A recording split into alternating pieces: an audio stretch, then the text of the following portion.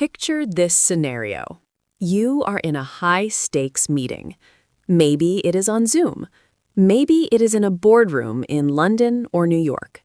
The room is quiet. The client, let's call him Mr. Jones, is looking at the screen. He just explained a complex project. He used fast English. He used idioms. And here is the strange part. You understood him. You understood 95% of what he said.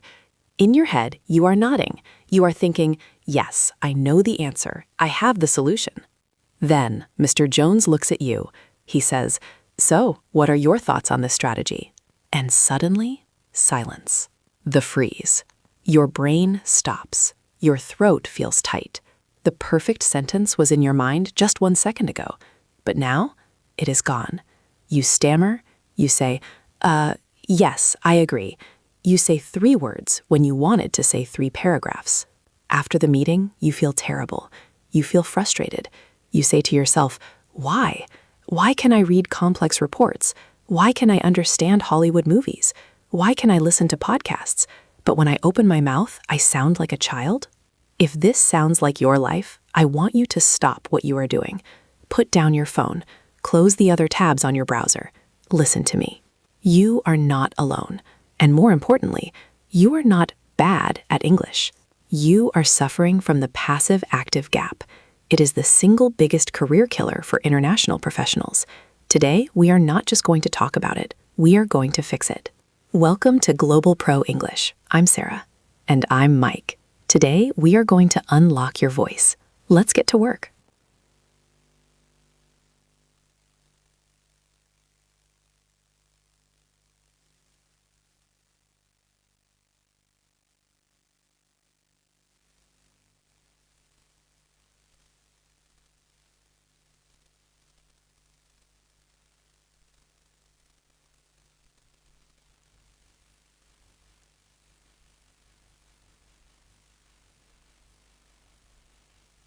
Correct.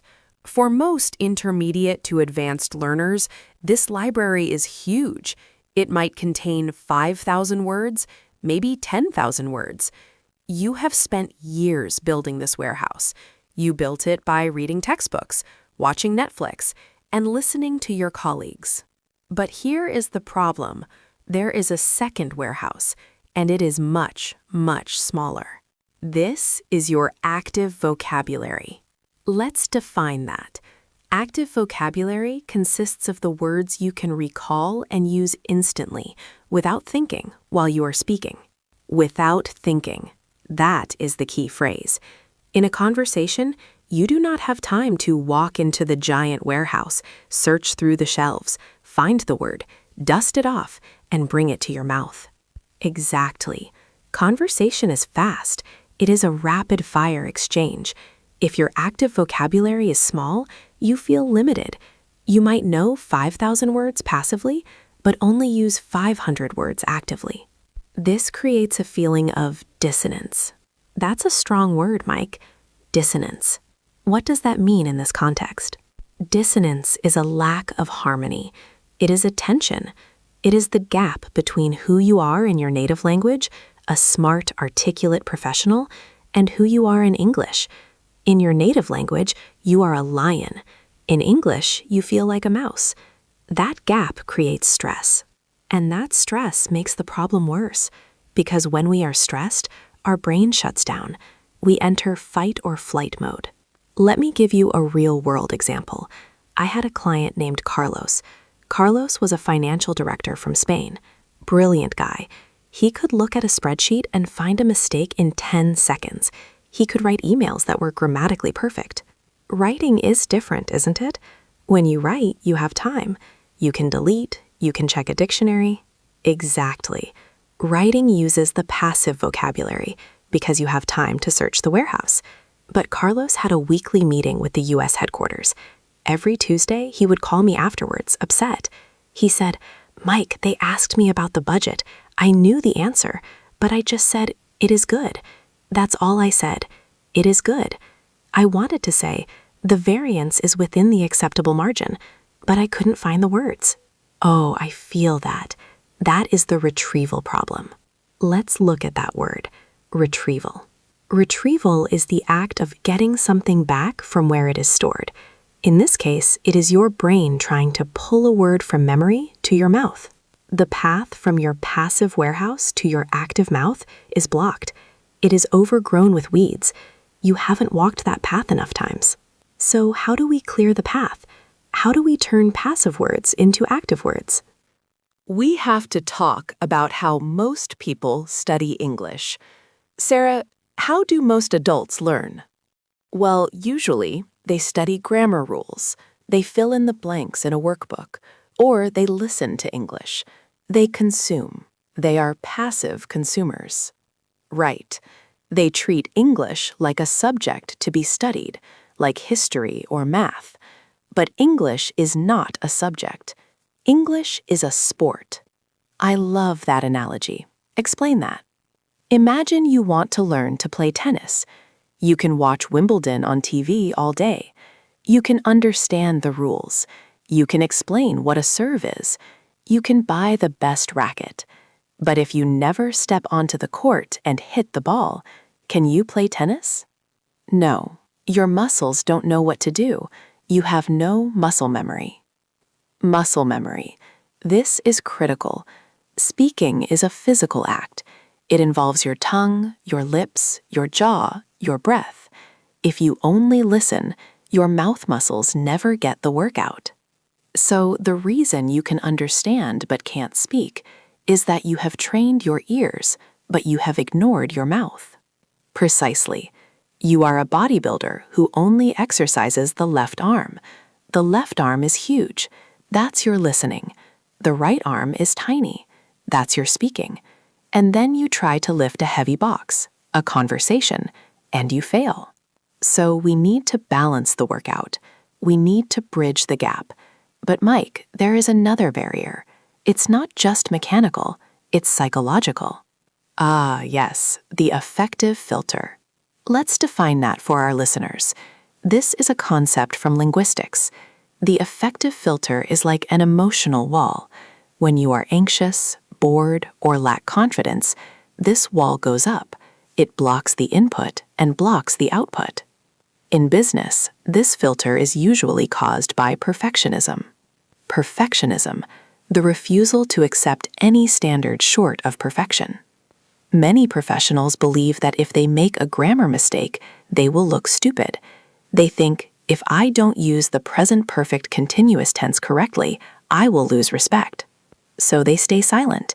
They wait until they can form the perfect sentence in their head. But by the time they form the perfect sentence, the conversation has moved on, the topic has changed, and they missed their chance. This is what we call paralysis by analysis. Paralysis by analysis, thinking so much about the details that you become unable to act.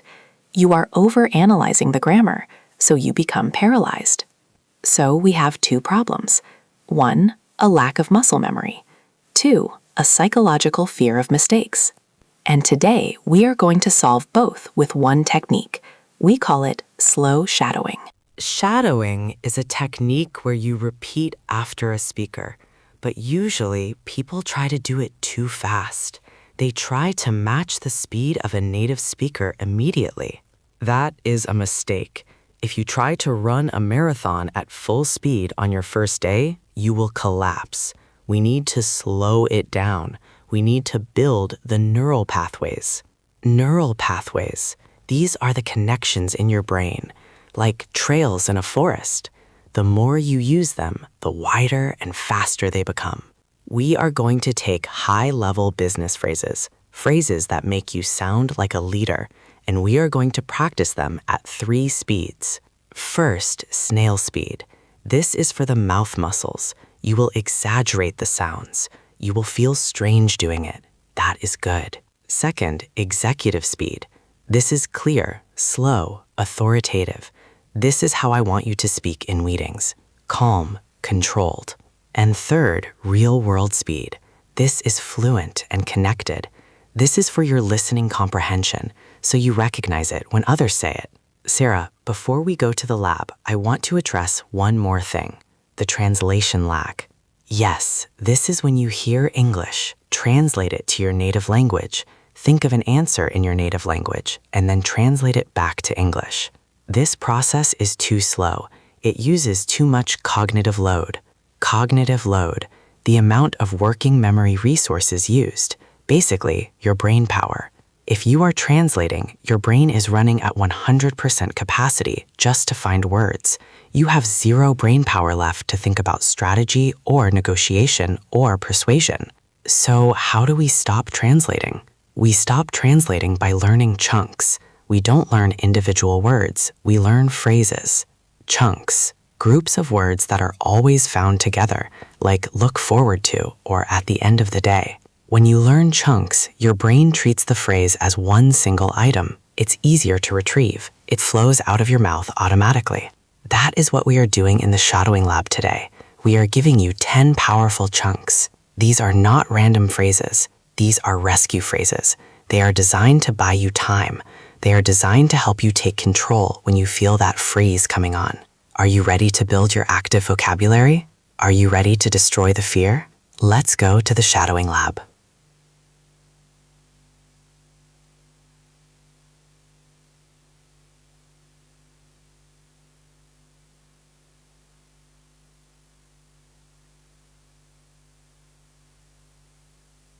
Welcome to the lab. Here are the rules. I will say the phrase, then Sarah will explain the context, when to use it. Then we practice. You must speak out loud. If you are on the train, whisper. If you are alone, shout. You need to feel the vibration in your throat. Phrase number 1. This is for when you need to buy time. Your brain is frozen. You need 5 seconds to think. Don't say, say this. The phrase is, let me take a moment to consider that. This is powerful. It shows you are thoughtful, not confused. Phrase number 1. Let me take a moment to consider that. Let me take a moment to consider that. Let me take a moment to consider that. Phrase number 2. Someone said something complicated. You are 80% sure you understood, but you want to be 100% sure. Don't say, I don't understand. Instead, ask for elaboration. It makes you look interested, not incapable. Phrase number 2. Could you elaborate on that point? Could you elaborate on that point? Could you elaborate on that point? Phrase number 3. You want to share your opinion, but you don't want to sound aggressive. You want to sound like a consultant. Use perspective. It sounds professional and objective. Phrase number 3. From my perspective, this is crucial. From my perspective, this is crucial. From my perspective, this is crucial. Phrase number 4. You disagree with someone, but you cannot say you are wrong. That is rude. That is bad business. You need the soft disagreement. You validate them first, then pivot. Phrase number 4. I see your point. However, we must consider the risks. I see your point. However, we must consider the risks. I see your point. However, we must consider the risks. Phrase number 5. The meeting is going in circles. Everyone is talking. You want to be the leader who brings clarity. You want to summarize. This is a power move. It puts you in control of the conversation. The key takeaway here is efficiency. The key takeaway here is efficiency. The key takeaway here is efficiency. Phrase number 6. Someone interrupts you. This happens all the time on Zoom. You need to reclaim the floor politely but firmly. Do not stop talking. Use this phrase to hold your ground. If I could just finish my thought. If I could just finish my thought. If I could just finish my thought. Phrase number 7. You are making a suggestion. I want to do this sounds childish. I think we should is weak. Use propose. It is a formal, strong verb. It implies you have a plan. Phrase 7. I propose we move forward with option B. I propose we move forward with option B. I propose we move forward with option B. Phrase number 8. You made a mistake. You forgot to send an email. Don't make excuses. Own it. Leaders take responsibility. Use the word oversight. It means a mistake, but it sounds professional. Phrase 8. That was an oversight on my part. That was an oversight on my part. That was an oversight on my part. Phrase number 9. You are explaining a complex idea. You want to check if the other person understands. Don't say, "Do you understand?" It sounds like you are talking to a student. Instead, check the logic. Ask if the idea is clear. Phrase 9. Does that make sense to you? Does that make sense to you? Does that make sense to you? Phrase number 10. The final phrase. You want to end the meeting or the topic. The wrap-up. It signals action and closure.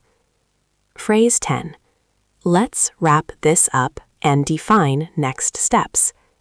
Let's wrap this up and define next steps. Let's wrap this up and define next steps. Take a deep breath.